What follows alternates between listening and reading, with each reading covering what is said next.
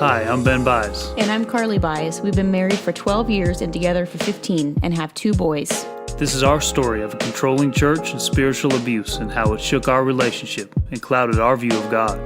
Our desire is that our honest view of pain and trauma in relationships can provide hope and the courage to hold on when life does not turn out as planned, While also providing a dash of humor and loving banter. We are still working to find wholeness, and we welcome you on our journey. Welcome back. Thanks for tuning in. Ben, why don't you go ahead and go right into 2003 at this point and what brought us to the church? Well, we were at the Bible study. We talked about the university we were attending, and the leader of the Bible study was going to church down in Los Angeles, and it was actually an unincorporated Los Angeles right between Gardena, Hawthorne, and Compton. So there's a little area of unincorporated LA where it was, and kind of tucked in the middle of nowhere, in the middle of LA, and he had asked us if we wanted to go. Well, I had asked me personally, and I said, okay, and he took people from the Bible study one at a time, basically, and Yeah, he didn't take all of us Wasn't together. everyone Wasn't together. an open invitation. No, but it was a special thing. Like, hey, we get to go to your church. Awesome. You've been so influential in our lives. Yeah, I want to go check it out. So my first time going was the spring in 2003, and I rode with him in his car, and I didn't know where it was, didn't know the address. I think it was supposed to be that way because it's, this privilege to go to his church. And it was a Wednesday night, and I walked in church service that I've never been to in my life, and I walked into this church that was extremely charismatic, and we sang "Let It Rain" for 45 minutes. But we were at a private institution where Right. we attended chapel, so it's not like it was total culture shock Yes. in worship. I mean, you had attended and were used to regular, I don't say regular, I guess, traditional Christianity when it comes to a Wednesday night worship session. Yeah, is what yes. we were used to from the school. So you didn't go straight from like hymnals to hand raising, dancing. You went Exactly. You went from And that's why Carly's here, to make sure the story is straight. from growing up where it was pretty strict to college where you felt a little more comfortable in worshiping, to now a completely different setting, which, yes, very charismatic. Yeah. One song being sung for, 45 minutes, like you Yeah, had said, sometimes longer, developing into another song. Into a made-up song of the Spirit, which was incredible. My first time stepping in there, we sang "Let It Rain" for 45 minutes, but I felt the Spirit of God in such an amazing way that I just thought, this is way out of my element. There's people dancing around, streamers and flags, and it was wild. It was insane. It was a night up in the club of church, but it was an incredible experience for me because I felt God's presence, and it was a long service, and I think it went three or 4 hours long on a Wednesday night, and I was tired as a college student. I was playing football, but it was a great experience for me going there, and I thought, wow, I think I could come here more often, and I liked it. It was very multicultural. It was predominantly African American, but very multicultural. We had people from the Middle East, from Central America, from everywhere. It was pretty amazing. Africa. Asia. It was amazing. It was an amazing, eclectic group of people that I felt like it made me extremely happy to be in a setting like that because I always loved that aspect of it. So that was my first experience at the church, and I had the prophetic word spoken over me. I can't remember. I had it written down at some point in my life. I can't remember what it said, but I had these people speaking life into me. It was amazing. At a time in my life where I really needed it and was feeling God in a powerful way. So that was my first experience at church. What was yours like? Well, and you went, gosh, I don't know if it was more than one time before I was invited or whatever. I think I went a couple times. Okay. Yeah. And then I think it was kind of like we were invited based on the fact that the leader of our Bible study felt that we were equipped enough to go, and if we could hang, so to speak, if he felt we were, I guess like spiritually ready to be able to experience this thing, because it felt like a privilege to be able to be invited. And so I don't even really remember. My first time going was with all of my roommates, because we were leading the Bible. We were a part of the Bible study all together, so we all got to go together. And I think we drove there, but I don't even really remember that night, so to speak, as far as like everything that went on, other than the fact that it was so different than everything that anything I had experienced. I grew up going to Calvary Chapel, just went to Christian school growing up, like I'd mentioned before. So raising your hands and stuff, that was normal to me, but never been in a place where people were dancing in the aisles and, where there were spiritual gifts being used. And, it was just, it was a very different, it was much more of a freeing service, I guess. And we sang songs that I wasn't super familiar with, but were awesome. The worship was incredible. The musicians were amazing. Just so talented. And I don't even remember who even spoke or gave the word that night, I don't remember either. Or any of that really. But I think that, I think that all of us kind of had like a prophetic word spoken into our life that night, because we were really, for the first time, and I don't know, forever in the history of the church had been around for how long? 20 years at this point? Yeah, probably around there. And Ben will kind of get into how it started. The church originally had started, but had been around for a long time. A small, fairly small church, under 100 people. But it was kind of a new movement for them, I would say, having a group of college students there when there were primarily, older than college age folks, and really the youngest ones were their children. So so it wasn't an old congregation, but middle aged. Yeah. And there were some younger people, but college age. We were for sure the only college age people there. Yeah. And I think we were kind of maybe like a little bit of a breath of fresh air for them, in a new, I don't even know how to say it, like a liveliness that we brought to the church, and I think just in a willingness to serve.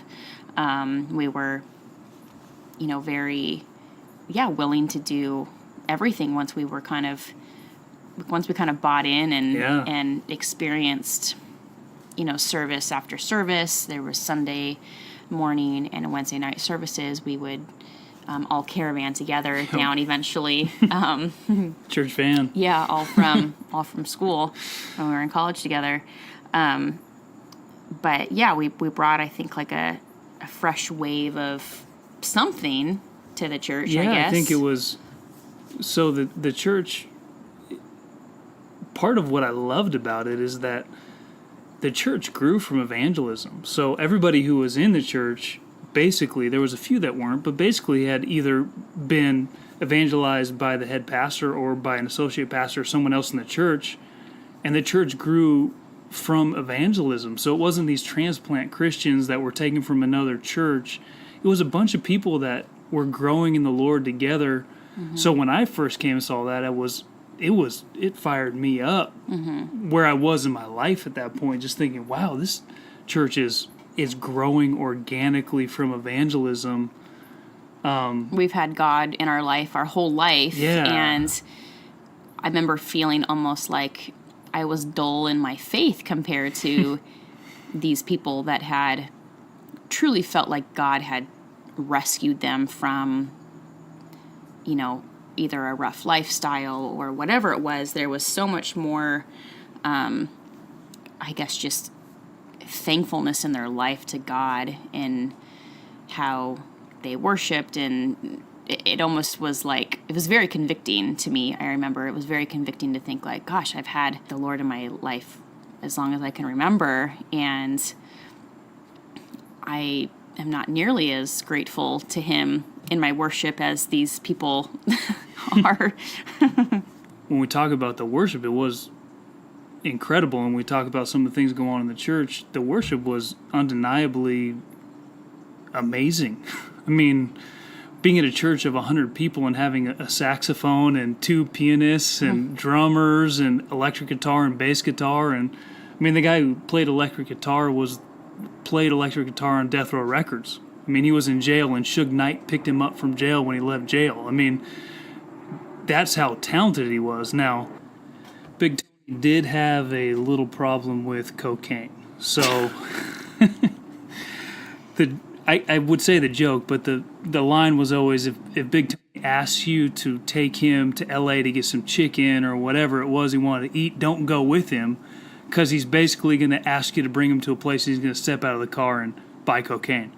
That happened to a few people at the church. Not to me, but I heeded the warning, don't take Big Tony to downtown L.A. But yeah, the worship was incredible. So we were there for about a year, just attending church there and seeing God do some miraculous things. We and were obviously, still in school. Yeah, still in school. We had our school business. You were still playing football, and we were still leading our Bible study, or we were still a part of the Bible study at school. So, yeah, it was the spring of 2003 when the Bible study we were leading at school, administration had figured out they did not like the person who was leading our Bible study, and that it was a little off. Well, it was causing some controversy. It was controversy. And there was a lot of fruit being produced, but there were still questions that they couldn't get answers to, and it was just controversial, and it was easier for everybody if they dismissed the leader and sort of shut the Bible study down. Yeah, asked him not to be on campus anymore, which, being older and grown and knowing what we went through, it was the right decision. 100%. Without a doubt. But in that time, do you remember how we felt? I remember feeling like we were being attacked. Yeah. Like, this was the enemy not wanting us to deliver God's word to his people. and we're on a Christian campus. Yeah. Like, let's remind everybody, we're on a Christian campus. But we just felt that we were so privileged, I guess, to be leading the study, and felt like almost a personal attack, just in the sense that, it was very devastating. We couldn't understand it fully. We felt like we were doing the right thing. People's lives were being changed. I mean, we had people on campus football players that you would never have ever imagined coming to a Bible study and really experiencing the Lord, and in tears or whatever. Like, it was really incredible, and there was almost a sense of like pride in the fact that like we were helping change people's lives, really. Yeah. But it was very emotion driven. Yeah. And, we had a prayer session after every time we did Bible study, and we're speaking prophetic words over people and all these other things. So he was asked not to come back, and in the fall of 2004, which was my last fall of playing football, we took over the Bible study. Yeah, we decided, those of us that had been, we were a part of the leadership team. Yeah.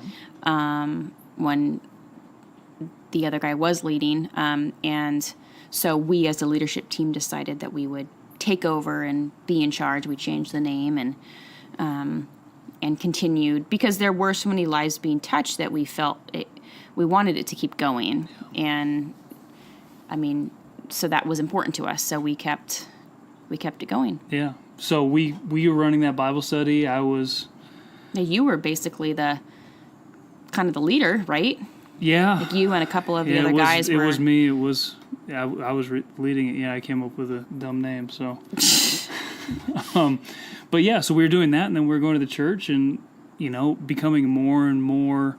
We went from having this Bible study on campus where this leader was kind of our mentor, to going to this church where we were finding new mentors from these people at church, from the pastors there, especially the head pastor. Mm-hmm. So it was a big transition for us in our life, and I think as we continued to go through the church, we became more and more involved with it. So the spring of 2005, 2005 is when you graduated. Yes. Spring of 2005 was when I graduated. So we had been at the church for about 2 years, been doing a ton of work at the church. So in the spring of 2005, after I was basically done with football and I was working on campus, we started renovating the church. A bunch of us guys started renovating the church. So can you just describe what the church, the setting of the church? Maybe I should do this because I'm better with details. Well, what did the church used to be? That's not a real sentence. Yeah. What did the church used to be a pornographic theater. It was one of the many things it was. Yeah, it had been turned over so many times. It had at been one a point pornographic theater at some point. There was the Sea Rock Inn next to us, which an inn in California that can pay by the night. You can only imagine what was going on down there. Next to a Sea Rock Inn, where there was obviously people buying one night to be in a hotel room with prostitutes. Yeah. So, and there were some other people there that were just down their luck. So it was a really, it was a janky area. Yeah, it was. But I think when we first started going down there, that was part of what drew me to it, because I saw the impact that could be made. Mm-hmm. Yes, it was. So aesthetics-wise. Aesthetics-wise, it was rough. So spring of 2005, we started redoing it. And when we started redoing it, we went full force. I had worked with construction a little bit. We had a couple other friends who had done some stuff. And we redid the bathrooms, we redid the stage, we made everything in the church, cupboards, everything. Redid part of the kitchen. From top to bottom. And what were the hours like on that? Was it a voluntary thing? Was it something that pastor asked? It was voluntary, but I seed? think, after being there for 2 years, we wanted to be the all-in guys. We wanted to be the guys that would give everything. So, we'd work on those spring and summer nights. We'd work until 5 a.m. Yeah. And then we'd drive home at 5 a.m, or we'd work all the way until 8 a.m, and then drive home after not sleeping all night. And then go to class, right? Well, would you be going to class at that point? I would go to class at that point a little bit, and then even when I wasn't going to class, I'd get up and do other stuff. I'd had a job. So, there's times when we wouldn't sleep at all, but it was all... what was the thing that made that okay? Or, was there ever a time that you thought, gosh, I don't know anybody who works through the night, let alone at a church. I don't know. I think we just felt that we were serving, and there was a gratification that came with that. Yeah, there was, and I think for me personally, it was, I'm basically a go hard or go home type person. That is true. I want to go all in for something. So, especially the head pastor being there, hey, keep serving and don't give up. And I don't know what the thing was, especially even at that time in life, or the head pastor at the church was very almost nocturnal, where he'd sleep in and then be up all night. And then he'd show up to the church at 1 a.m, and we're like, is okay, that what made you feel like you had to be there? Yeah, I guess okay, we'll stay here. And then, that's when the subtle things of, oh, I can't believe that guy left. He must not believe enough. Or, this is what the pastor would say. And I'm like, oh, I believe. Oh, he doesn't believe enough? Oh, don't worry about me. I'm ready to go. I'll be here till 7 a.m. So that's when we started doing that, and we were working at that point, all through the night, and not the best. We'd be working outside in the back, so not the best place in the world to be working all night in. One night we were working out there at night, and we saw a run-by shooting.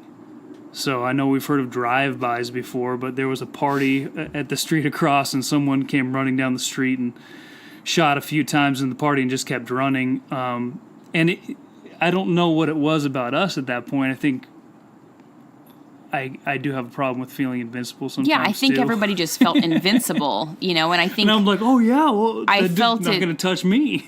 I felt it too. I wasn't there working with you all night, but there was a sense of invincibility because we were working alongside a very powerful man spoke into our lives, so I felt very protected in that Yeah, way. and I think we felt like we're doing God's work. Why Yeah. wouldn't God protect us? Right. You know, like there was never a doubt in my mind that we'd be protected at Yeah. that point in that area.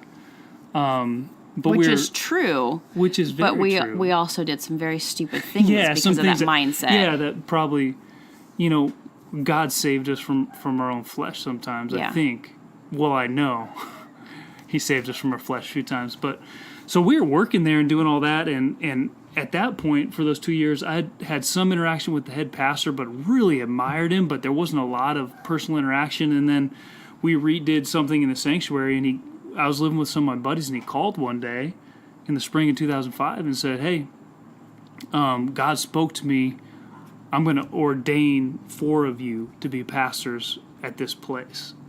Now, at this point, you were a social work degree that had changed your major because you felt called into ministry. Yes, yeah. So you had changed your major to youth ministry. That was Yes. a big deal. So Yeah. you definitely felt like you were called into ministry. So this was not an out of the blue thing, but Right. it felt very honoring, very, you felt very honored, and was kind of an incredible phone call to receive from somebody you had admired so much, Yeah. who had spoken already into your life so much, and here you had the opportunity to be ordained. And that was really something you felt called to. Yeah, So it was a very big deal. And to feel like I didn't ask for it. Yeah. I didn't coerce anybody into it. Yeah. You know, I wasn't like preaching at the time. I was just serving, and I thought, wow, like God sees my heart, like that I'm serving. I was an ordained pastor. And I guess I don't know if I'm still ordained. I guess people can get ordained online, so I guess I'll keep the ordination.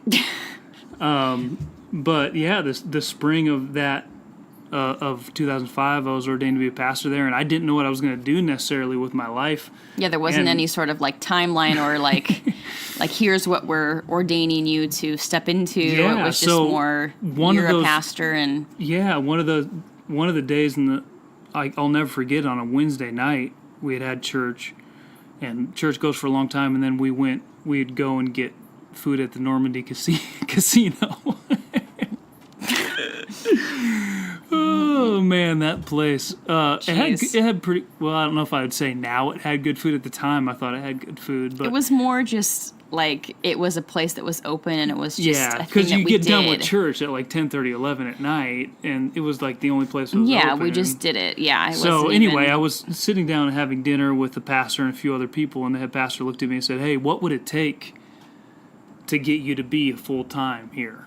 you're about to graduate. I'm about to graduate. It was spring. don't I'm have a like, job I set don't have up. a job, and I said, "Well," classic Ben said, "Well, I mean, I think I'm gonna. I would need my rent paid, so I think that's like $300 or $400 a month." And this is what got us into a lot of trouble later on, everybody. Classic Ben. And he was like, "Okay, no problem," and the deal was done. Like, I was going to be a full-time pastor there, making $300 or $400 a month, paying my rent. I didn't think about food, didn't think about anything else that was essential. Yeah, in anything life. in your future or like, whatever. or Yeah. cell phone bills or anything. Like, I just Nothing. was like, God called me here. I'm going to get paid enough to pay for rent. I'm going to have a place to live. Let's go. And I remember even thinking at the time, too, like, oh, that's so awesome. Like, the church is going to be willing to pay your rent. Like, it felt like that's so nice of them. You know, like, how kind that they would pay your $400, whatever it was then. Because, I think it was a little less because when the place well, we you moved guys into- were, like, stuffed into a house together way above capacity. Yeah, so I graduated in 2005 and moved down there. I moved to Carson with a bunch of friends. Do you want to talk about the house we lived in? I will Carson? talk about the house against my will. But so at this point, I'm still in school because he was a couple years ahead of me. I'm about to just ending my junior year. And was it that summer you guys moved to Yeah. Carson? Yeah, it had to have been that Summer summer because all of you 2005, guys yeah. graduated. You moved to Carson, and you guys were in a place that there's not even words to describe the filth, the disgust of this place. It was across the street from the UCLA Medical Center, right? The harbor. Yeah. And how many of there were you? There was at one point 8 or 9. And it was like a 3-bedroom? 4-bedroom, but one really big bedroom. Okay, so... It's a lot. I mean, and I would come and, like, visit you, you know, when I was down, because I was still living on campus, about to start my senior year, or at this point, if it's summer, I'm living at home in Orange County, but I'm coming up to church on Wednesdays and Sundays, so I'm seeing you then, and, you know, I would hang out for the day, whether it was a Sunday after church, I'd hang out with you for the day, and the house was just, I mean... just god-awful. The carpet stains, like, how none of you got hepatitis is, like, a miracle to me. Surprise, surprise. It just, it was like looking back, it almost, like, represented, like, everything that we were going through. Just total... crap hole. Yeah. So gross. So gross. So gross. And it was an illegal sublet. Yeah, so wasn't it? Like, you guys weren't even... We had to pay cash to the guy who lived in the front house because it was an illegal back house. Yeah. That wasn't actually... up to code in any sense. And there was a line... There was at least a million ants in the place, Oh, my gosh. I mean, the ants, Well, and just the fact of, like, all of you guys... Yeah, just none of you are very tidy to begin with, so that was just, it was rough. Yeah, so it started out bad in the place because it was a gross place and got worse having that many people living in one house. But you guys were the point is you guys were so willing to live there, anything, do like, anything please, to, like, serve at the church, and... Yeah, whatever. So, it was... You had people speaking into your life. It was so life-giving in so many ways that we did anything to be around it. Yeah. So we survived hepatitis to be around it. Seriously. But yeah, that house, I was there for a year before we got married with those guys. We briefly moved somewhere else before we went, but it was a bunch of buddies trying to seek Jesus, living together. I mean, that's when I learned to seek God. I would get up in the morning, I would go in the garage, and I would listen to worship music and pray and read my Bible for 3 hours a day. Like, it wasn't...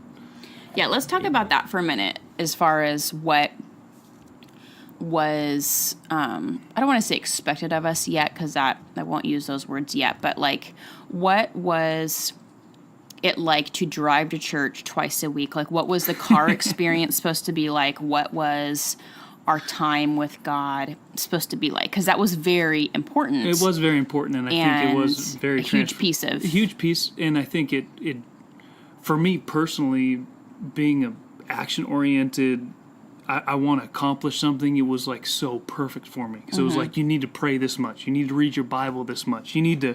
And I'm like, okay, just give me a task and I'll do it. Like...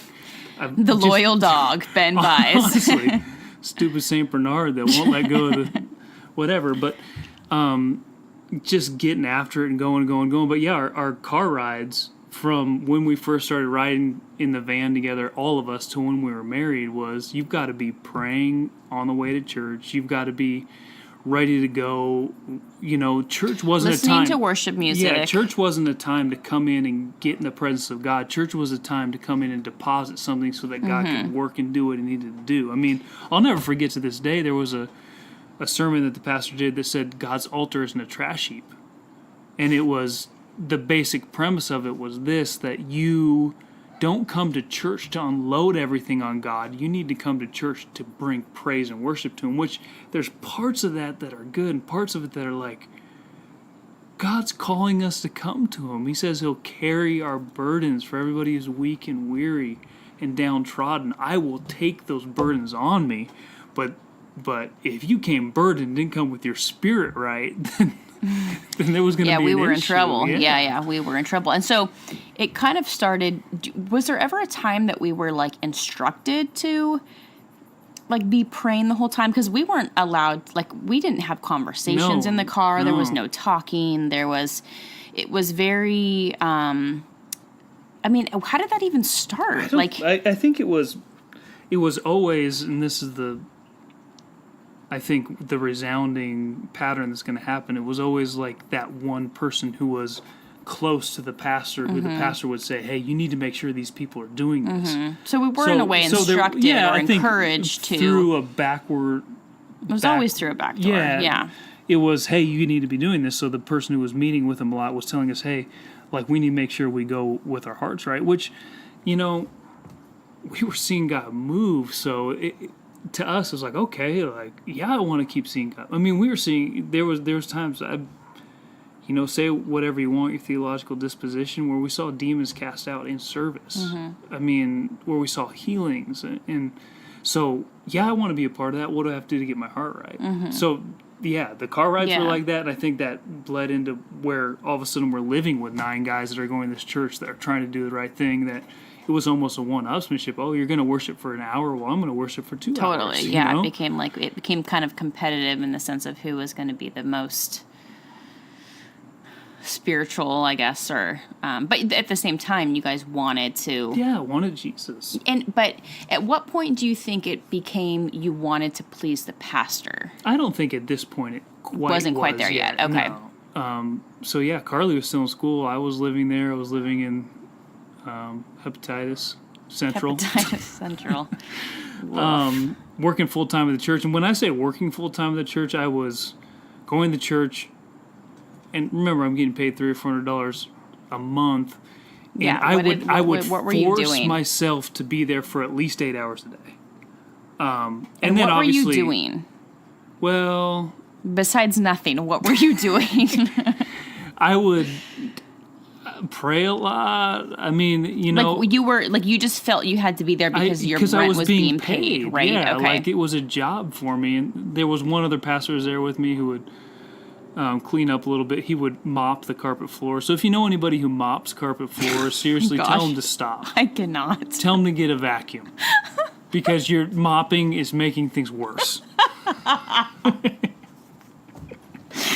Oh my gosh. But yeah, I mean, there was certain things I'd do to help get prepared for the service and help do this and help do that. And but what were those things though? I don't know, but I would find stuff. Tell the people. I don't know. I would find stuff to do, and then I would take a walk every day for about an hour around the neighborhood and pray for it and evangelize. And that's how we started our youth group. We had a few youth, but we didn't have any high school youth. We started a youth group by evangelizing. We had 10 people in our youth group who had never known Jesus. Yeah. So it's like. So for me, I'm like, this is amazing. Like, I've got 10 people that have never known Jesus that learned about him from walking around the neighborhood, telling them about Jesus, and going through things like, why are we called sheep in the Bible? Like these things we take for granted. Yeah, really basic things. So, Carly, I don't know. What else was I doing? What did you want me to say? I don't know. I just remember calling you, because I was in my senior year now, calling you.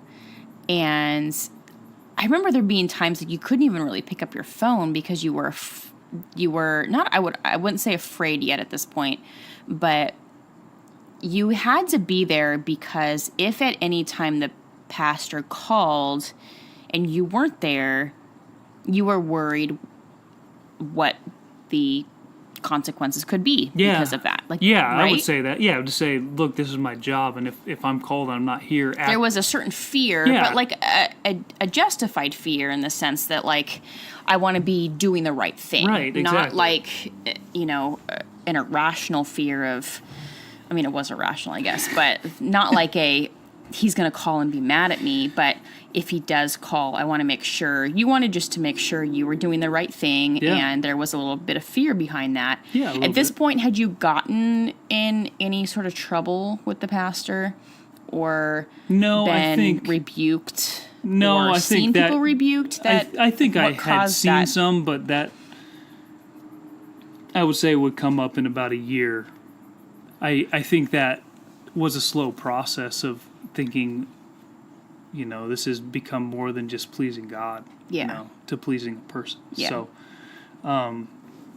that November, me and another pastor in the ministry started an outreach ministry. So the ministry was specifically for youth and for outreach. So everything from prostitutes to homeless to fatherless to high school group to college group to middle school group.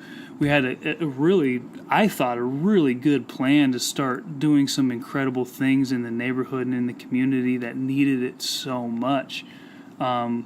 And we started that in November 2005. And that was definitely something that you and one of the co-pastors were like so passionate about. I felt like that was my perfect calling. in a partnership for this calling. And it was a perfect fit for what you wanted to do, what you were good at. And yeah, I mean, we had plans for summer camps for different sports, and I had played a lot of different sports, and my dad was a coach growing up, so I knew a lot of different ways to do things. Anyway, we had a great plan. I was graduating with a social work degree, and so we were talking about transitional programs for people, and what I can contribute to that ministry with my degree and knowledge. And there was a lot of thought that went into that ministry, and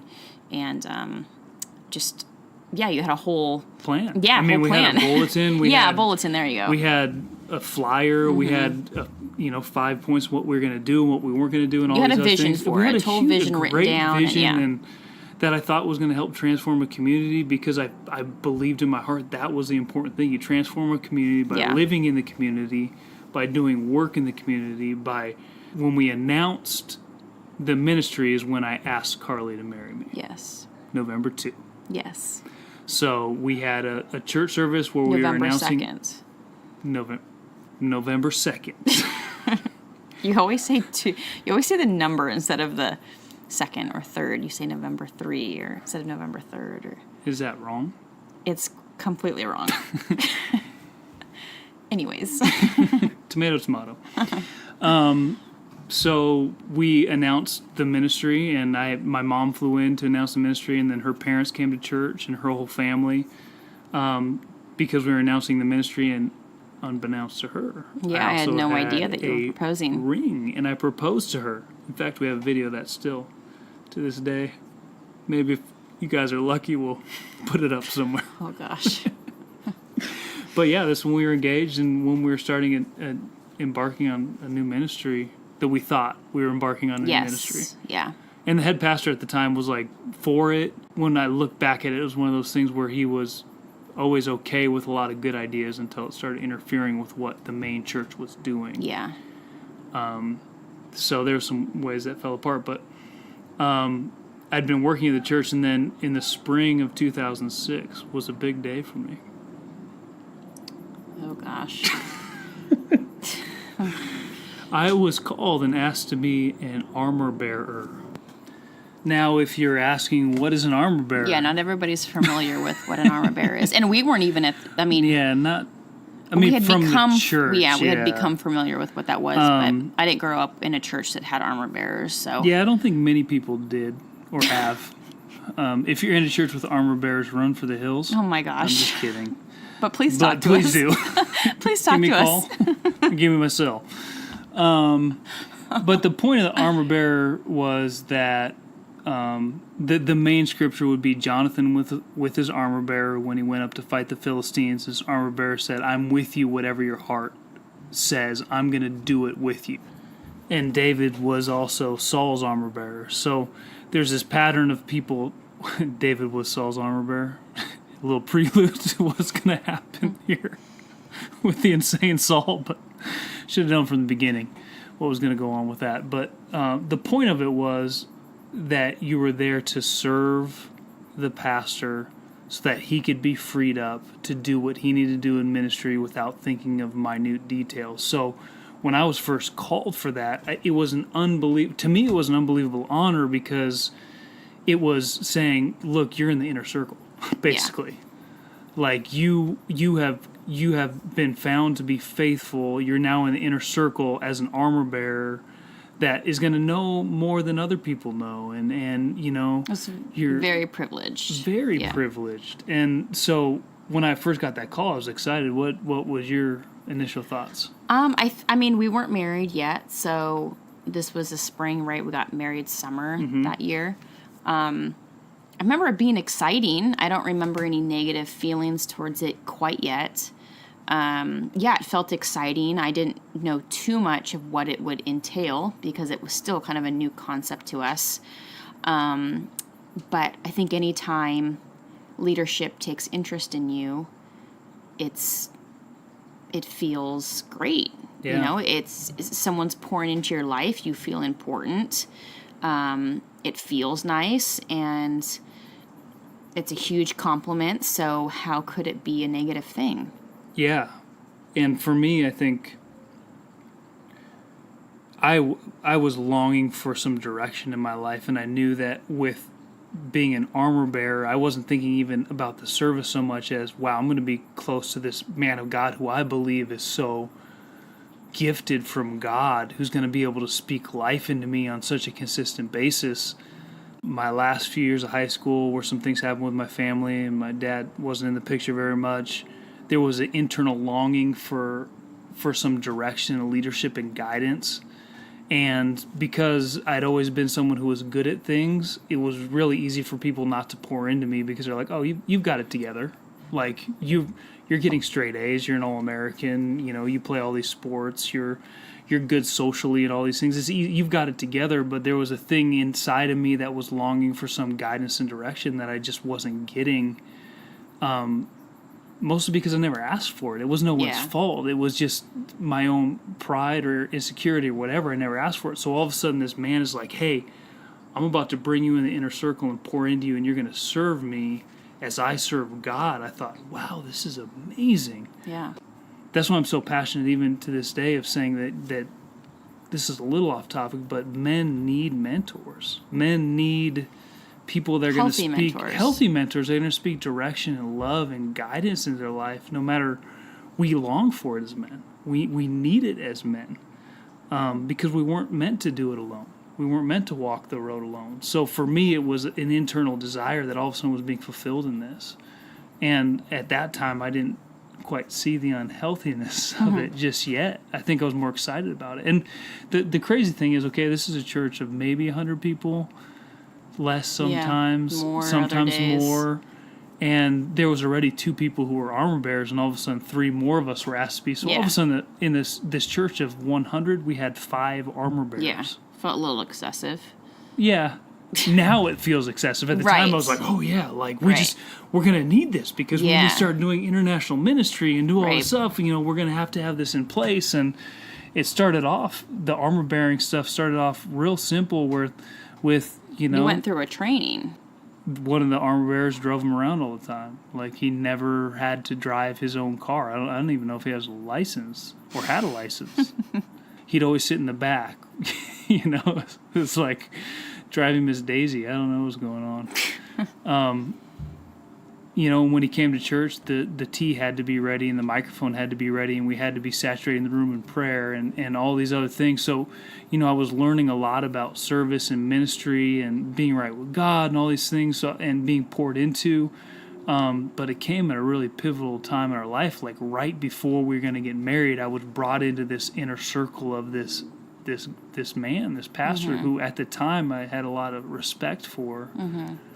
But also was beginning to demand a lot of your time, and you already had a lot of your time wrapped up in the church, because living there and working full time, so to speak, there.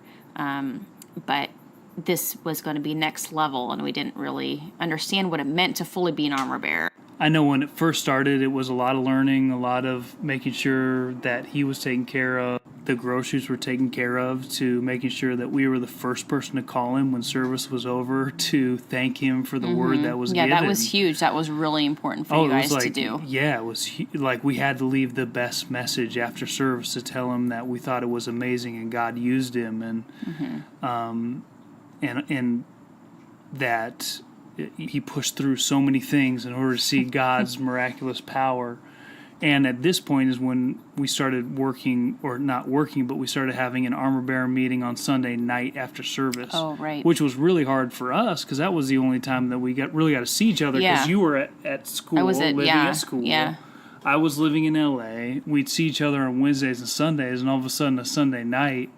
We'd usually spend Sundays together, and then you would have to go to an armor-bearer meeting now, so that cut out our time, our weekly time so we'd be able together. to hang out in the afternoon a little bit, but then we'd have to go to a meeting at night, and in the meeting we'd go over what happened at service. We'd talk about what went right and what went wrong, what he felt like the Spirit was in a bad spot, or maybe what we can do better. And started at this point, I think, is when it started to get a little bit more accusatory towards us, like, hey, this wasn't right in the service. What did you do wrong? I didn't feel God was responding in this area, or the Spirit was being quenched. What did you bring into the service? What did you not repent for? And they came to the point where these weekly armor bearer meetings on a Sunday were so miserable because it would be, he would leave church service and again, our church services were very long. Yeah. 3 to 4 hours long. Yeah. We wouldn't sit down the whole time. We'd dance, sing, go crazy. When he was preaching, we'd stand up the entire time. Right, because that was a form of respect, right? That we would stand up. Standing up, throwing towels at the pastor, all those fun things. But, we'd put him in his car after service because we'd make sure, we'd have to follow him as a little group after service to make sure no one, did anything wrong. Little minions. I mean, seriously, it's a church of 100. The pastor's there to serve. If people want to talk to him, they should be able to talk to him, not making sure that, he's depleted after giving everything he has. But he and we've made got to you, make sure. But didn't he make you feel that was what you needed to do to kind of protect him? Yeah, because he'd given everything. Yeah. Like he was at a vulnerable spot. Because he also led worship. He led worship and then he preached. Yeah, so he did give a lot during it. Was very involved, and it was almost like Elisha after he's on the mountaintop and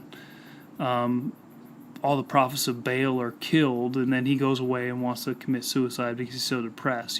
That was the kind of picture that was given to us, is I've been depleted, I've given everything, now help protect me.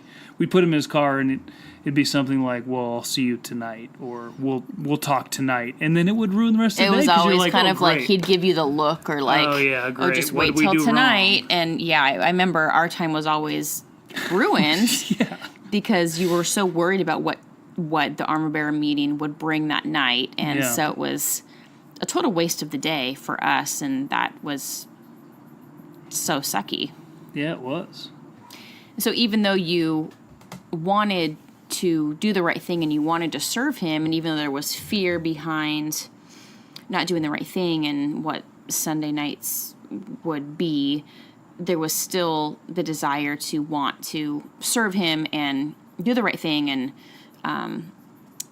it just allow him to be able to reach the world, I guess. And so I remember 2 weeks before we were to get married in June, one of your armor bearer duties was you guys drove to Alabama. Yeah. Right? Well, the way this happened is we were in one of the Sunday night meetings, and we had made a worship album as a church. And spent a ton of money on it. In fact, we gave everything that we possibly could to it, because it was going to be this amazing thing. And we're in a legit studio in Culver City redoing things, and there was some musically some pretty gifted stuff about it. And our head pastor was going to bring it to Integrity Music in Mobile, Alabama, and I don't know how much of this was true, but he said he had written songs for Integrity Hosanna before and knew one of the guys there. So he was basically going to go to Alabama to meet with this guy who he had written music for before, and we were sitting talking about it on a Sunday night 2 weeks before we got married. And jokingly, me and one of my buddies said, "Oh, we'll drive there to meet you guys and support there." And he goes, "Oh, really? All right, come on." And your buddy is also an armor bearer. So. Yeah, he was also an armor bearer. Yeah. It went from one of those, "Hey, this is," to, oh, wait, we're going to do this? So it went from us joking about doing it, like, hey, we want to support any way we can, to, okay, do it then. And And there was point no where backing it was a out. Sunday night, we talked about it on a Monday morning, we drove to Alabama. We got in a car and we started driving from Los Angeles to Alabama. You can't get further from Los Angeles. And unbeknownst to me, the car we were driving in, which was my buddy's, was not registered and was not insured. And in Arizona, I was driving through Arizona because we were switching off because we were going to drive all the way through without ever stopping. So we didn't have a hotel. We were just going to drive all the way through and take turns. I was going too fast. I was going probably over 100. And I got pulled over. And the police officer came up and asked for my license and registration. So I gave him my license and asked for registration. My buddy you had no idea that you weren't registered. No, my buddy looked at me and said, we're not registered. And why wasn't he registered? Because that feels important. There was no money to do it. He wasn't, he had no money to do it. The church wasn't able to afford to pay for that for him, even though he was employed by the church. Yeah, so the police officer asked me for all that stuff, and he basically took me out and patted me down and sat me on the side of the road and read me my rights and said, look, this is reckless endangerment. If you're going anything over a certain amount of miles per hour, it's reckless endangerment. You're going to have a court date 3 weeks from today, which was going to be during our honeymoon. That was mandatory in Arizona, and our honeymoon was going to be in the South Pacific somewhere. So it was like, oh my gosh, Carly's going to kill me. Goes through all these things. I tell him, hey, we're going to support our pastor in Alabama. We made this worship album. I'm in ministry. So he starts calling me Reverend Buys. And God's grace, and this is a theme, I think, throughout our story, that in our own stupidity, God had his amazing grace. By God's grace, somehow, he looked at me and said, I'm going to let you off with a warning. I suggest you drive straight home. It makes me angry just thinking about it today, because at this point, it's 2 weeks before we're getting married. Yeah. Did we have a place to live? We don't have a place to live. No, we didn't. We don't have a place to live. I wasn't, not a chance in what am I living in Hepatitis City. So we didn't have a place to live. So I was with, my best girlfriend and her husband, who were part of the church with us from school. And they went and looked at apartments with me. And I remember just feeling like, gosh, this totally sucks that Ben's not here. We're supposed to be married in 2 weeks. I'm finding an apartment, our first apartment together, which is supposed to be super important. And I'm looking by myself with my friends, sending you pictures like, hey, what do you think about this? Is this cool? And I remember getting the call about the insurance issue and our friend not having his car insured or having registration, and I just was so pissed. I was so mad at you. So mad at you, even though you didn't know. It just was it was the start of, just things being brushed under the carpet and being just forced to think that things were okay when they were not okay. And it's not my personality to think that things are okay when they're not okay. And it was, oh my gosh, I remember just being so angry about that and so thankful that you were given grace in that, and that you were off the hook. But the police officer basically said it was going to be a couple $1,000s plus a mandatory court hearing plus revoking of my license. And all of this in serving God. When we got let off, we turned around and drove back to No, you didn't. No, we didn't. That would have been the right thing to do. We didn't. My buddy got on the phone somehow. By the next morning, by that time we were all the way almost through Texas, I think, had called up and gotten his registration and gotten insurance, and but we were gone for a solid week. Yeah. When I should have been looking for an apartment with my wife, and I think soon to be wife.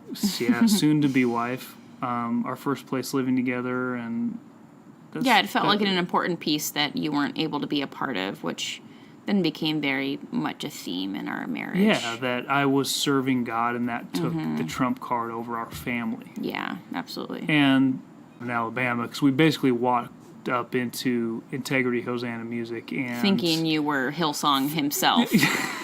himself. Yeah. No, Hillsong You was were- a person. No, you thought you were the Hillsong. Hillsong was a thing at the time, but no, it was. And I remember walking up and with the head pastor and three of us, and then them basically saying, "Who are you?" And me just thinking, "Wait, you didn't make an appointment or anything?" So embarrassed. And oh I my just gosh. thought. So then we were brought into this meeting, and I'm like, I can't wait. We drove all the way here, and you didn't even make an appointment. And then we were brought into this meeting, and I basically sang the praises about this album, how it's transformed my life, how I can feel God's presence, how I got to pull over the car because I'm crying when I listen to Oh music. So embarrassed. Please just forgive So you have to pull over the car because you're so I moved. was so by the music? moved Oh by my the music gosh. that I was crying. Couldn't see the Puke. road. But yeah, Puke. and that was right before we got married. And I feel like there was a lot that led up to that, but that's a really pivotal moment where things started to shift from seeing God move and work and feeling His presence to still feeling His presence, seeing Him move and work, to now some extra things being called upon that are a little above and beyond just serving God, to Yes. serving a person. Absolutely. So that'll be it for tonight. And we will catch up with you next time we talk about being married in our first couple of years.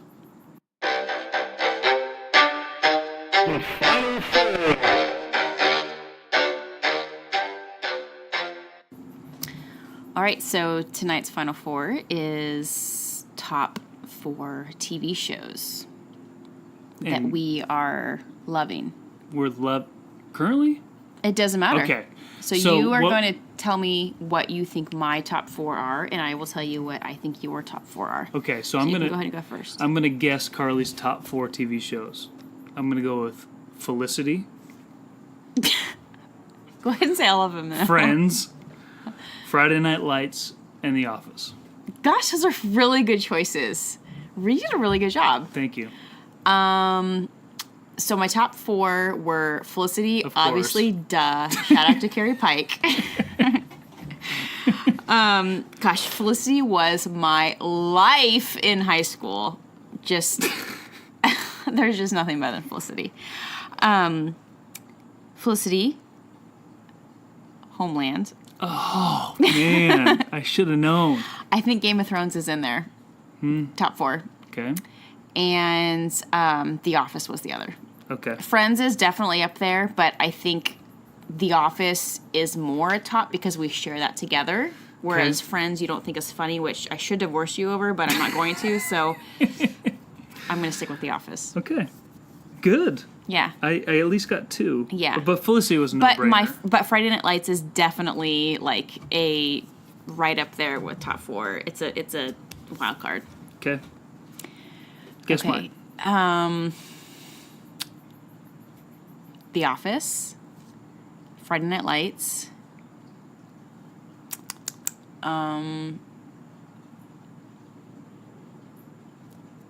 Handmaid's Tale. I've never actually watched an episode of that. It's false. We'll go into that later. Shoot, New Girl. It's okay. Those were my 4. Okay, not even close with Handmaid's Tale. Okay, Not well, even the top 10. It's not even top 10. We love that show. Yeah. We love it. It's not your top 4. it's Okay, not- go ahead. Yeah. Go Okay. ahead. Friday Night Lights. Okay, duh. Seinfeld. What? You? What? That's not true. You've never watched Seinfeld. Well, not with you. Growing up, it was like You have never watched Or The Simpsons? Seinfeld. Oh my gosh. Okay, which is Okay. it? And I don't know. Okay, New Girl in the Office are yes those, but I will say you got me thinking with Homeland one and Yeah, I mean, either Homeland or The Americans has got to be in there. Homeland is better than The Americans. Homeland we love The is. Americans. We love Homeland. But Homeland is like next level. The Americans is equally good. Well, I don't think it's as equally as good. I love Homeland. But now you're betraying Felicity by saying... It's true, but I'm wondering, do I love The Americans so much because I love Felicity? Because I love Carrie Russell? Yeah, that could be.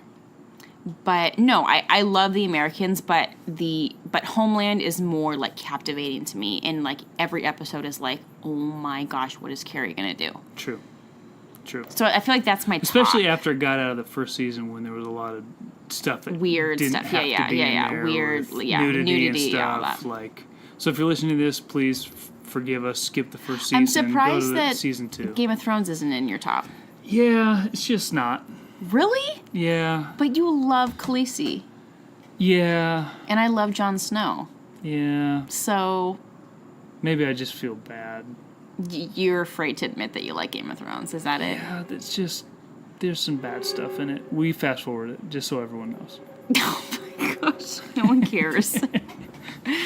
Curly has the clicker and we fast forward the bad But it's stuff. so good, though. It's so good. And Jon Snow, I love Jon Snow. Yeah. But that is the final 4 for this week. There will be some that are a little more serious than that, but this is a good one.